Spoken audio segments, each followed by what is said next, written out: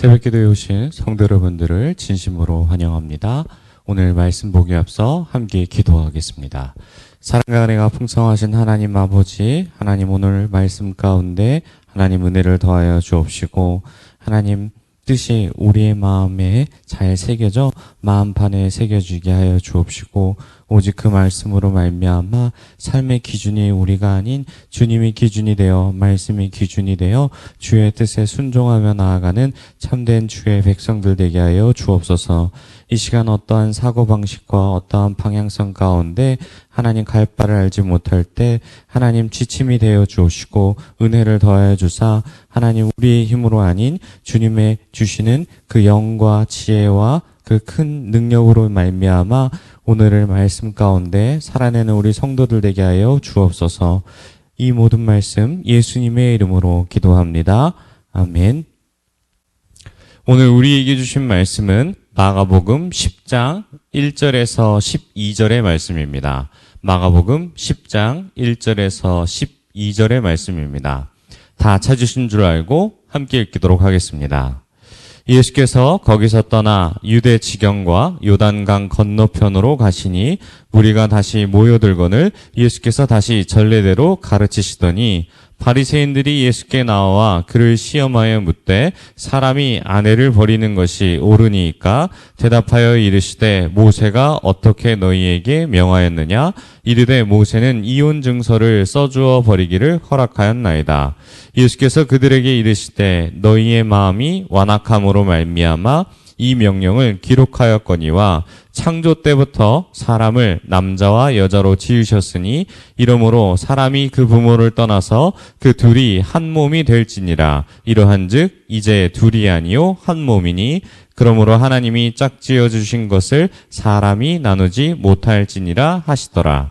집에서 제자들이 다시 이 일을 물으니 이르시되 누구든지 그 아내를 버리고 다른 데에 장가드는 자는 본처에게 간음을 행함이요 또 아내가 남편을 버리고 다른 데로 시집가면 간음을 행함이니라. 아멘.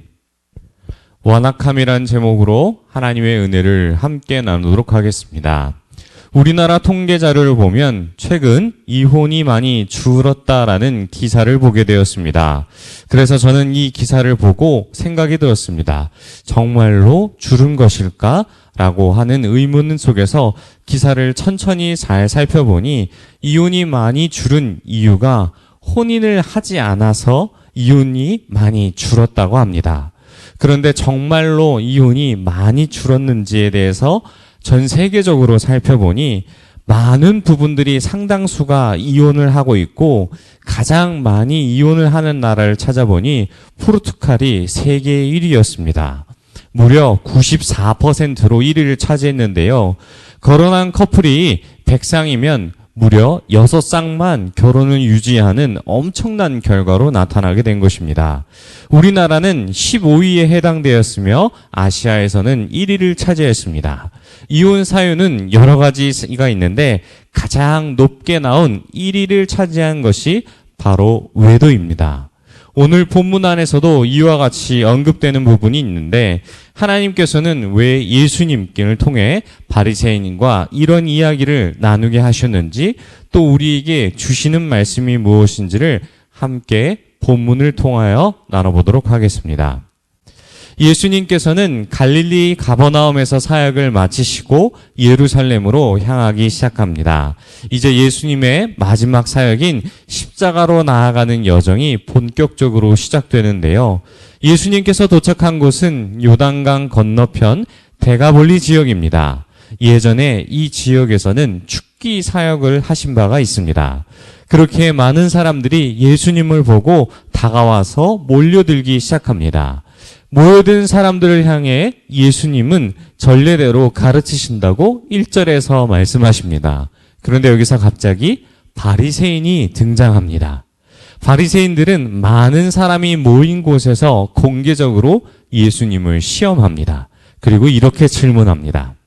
사람이 아내를 버리는 것이 옳으니까? 라는 질문입니다.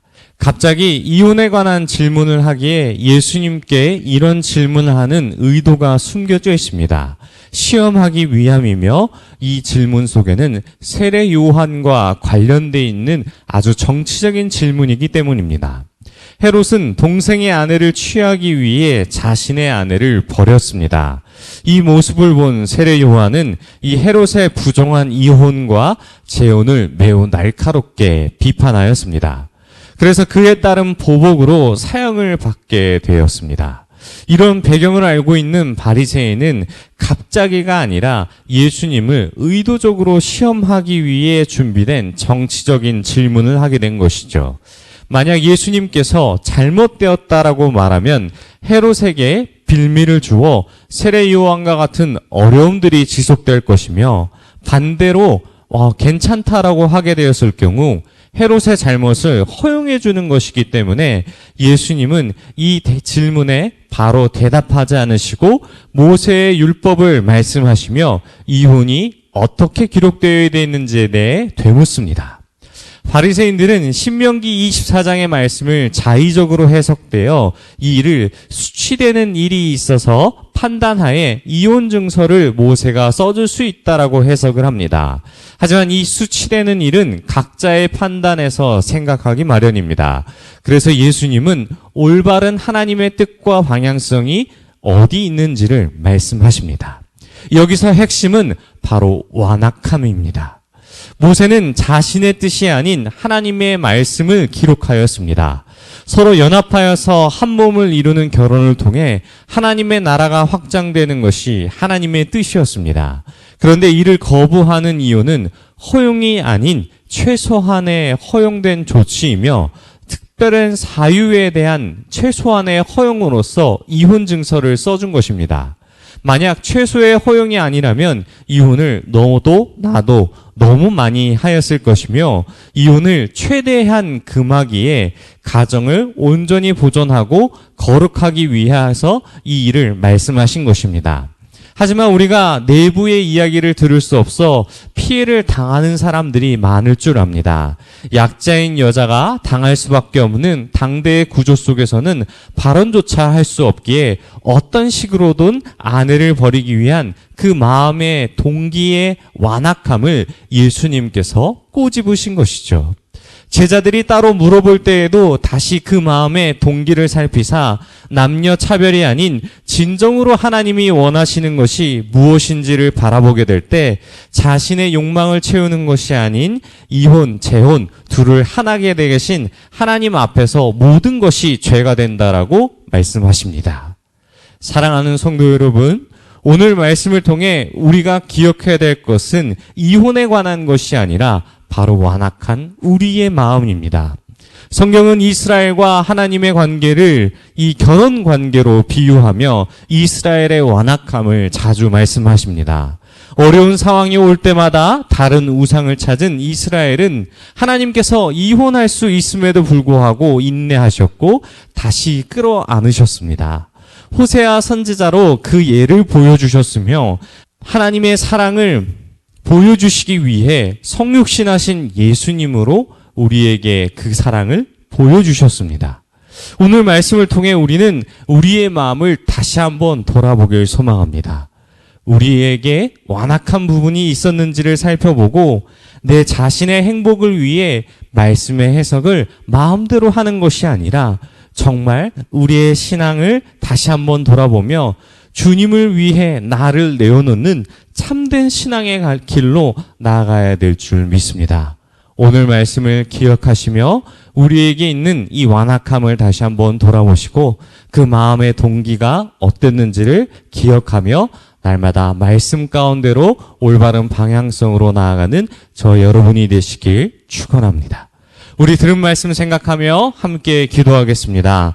우리의 완악한 부분을 말씀을 통해 돌이켜보게 하시고 날마다 주님께로 나아가는 우리가 되게 해달라고 주여 한번 부르시고 통성으로 함께 기도하겠습니다. 주여, 하나님 아버지 말씀을 통해 우리의 완악함을 다시 한번 돌아보게 하시니 감사합니다. 우리의 마음과 생각에 그 동기를 돌아보게 하여 주옵시고 말씀의 자의적인 해석으로서 우리의 뜻과 욕망을 채우는 것에 말씀을 대입하지 않도록 인도하여 주옵소서. 그 어떤 뜻에서나 주님의 올바른 뜻이 어디 있는지를 다시 한번 기억하게 하여 주옵시고 하나님 다시 한번 우리가 우리의 기준이 아니라 하나님 기준에 말씀의 기준에 우리의 뜻을 두어 그 말씀에 순종하며 나아가는 우리가 되게 하여 주시옵소서. 우리 계속해서 기도할 때 오늘 말씀을 기억하며 우리의 완악함에 따라가지 않고 말씀을 통해 순종함으로 날마다 말씀을 붙잡고 승리하는 믿음 허락해달라고 우리 주여 한번 부르짖고 각자 기도하다가 돌아가도록 하겠습니다. 주여